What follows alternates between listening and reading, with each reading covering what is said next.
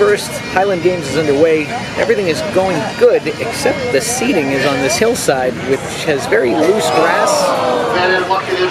Somebody just almost got a hay bale over the bar. And apparently I'm in front of the band. I realize that some of you probably don't know what the Highland Games are. The Highland Games are a series of field and stage events that are traditional to Scotland. But what events do make up the Highland Games? Well, I'm going to give you a quick guide to the events and an American's perspective on what they are. A lot of events are termed heavy events, and it basically involves throwing things. One of the most basic elements to this is the stone toss, which is kind of ironic because in the United Kingdom, a stone is 14 pounds, and very often they're throwing things that don't weigh 14 pounds. The hammer toss is another throwing distance event, only this one involves a heck of a lot of spinning, and for some reason long ago in Scotland, two guys sat around and said, hey, you know it'd be awesome to throw some tools around. The caber toss is the classic definition of the Highland Games, one that everybody goes to see. Essentially, you're taking what is a telephone pole and trying to lob it end over end as far as you can get it. Now this is an interesting one too, because who was sitting around thinking of this? Two Scots? Oh, well, we could roll it over there, or we could end over end this 20-foot tall pole, making it the least effective way to move something, but it is entertaining to watch. In the tradition of throwing things, we have the SHEAF toss, which is essentially a sack stuffed with straw to the weight of about 20 pounds, and then used with a pitchfork, you try and throw it up over a high bar. I don't know why they needed to find more creative ways to move hay around, but they did.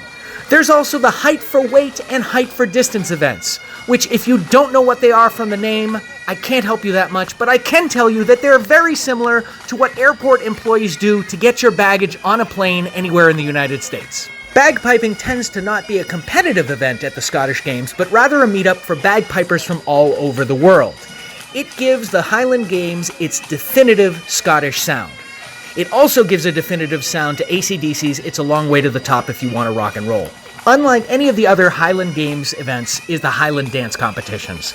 Think Scotch plaid hyper ballet with more arm motion, limited to only one type of instrument, and that defines this dance.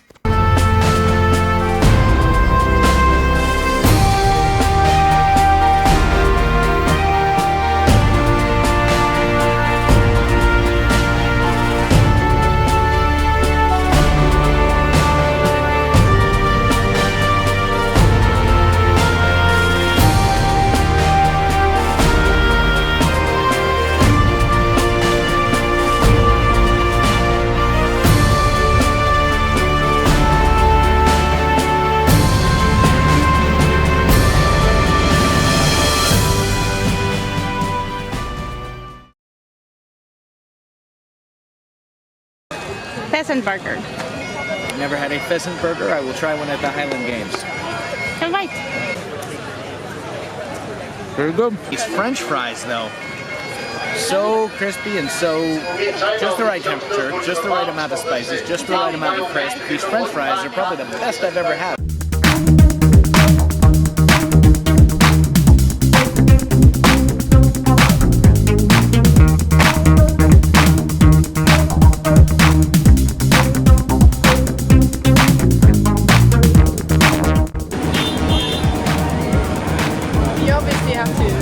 Yeah. Pay attention to what you're doing. Jeez.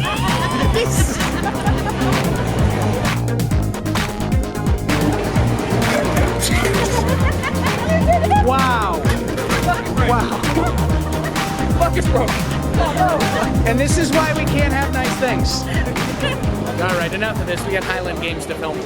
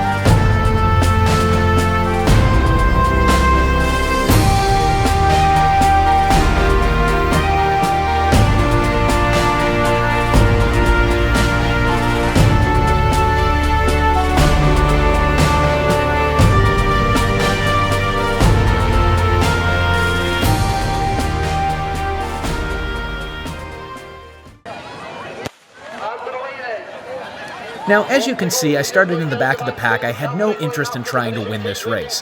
I was just out there because I missed my daily run that morning, so I figured that was a good opportunity to get a lap in, plus the wife kind of wanted to see me do it. All that being said, this was an official event in the Highland Games. So, I have the distinct pleasure and honor of saying that I am an official participant in the Scottish Highland Games. The real Scottish Highland Games in Scotland. And as proof I was an official participant in the Scottish Highland Games, they gave me this neat certificate. Hey everybody, it's Chris from Hey Freshman. If you enjoyed the video you just watched, be sure to hit that like button. And while I don't want to pressure you, if you want to subscribe, also appreciate it. Be sure to check back in for more great videos in the future.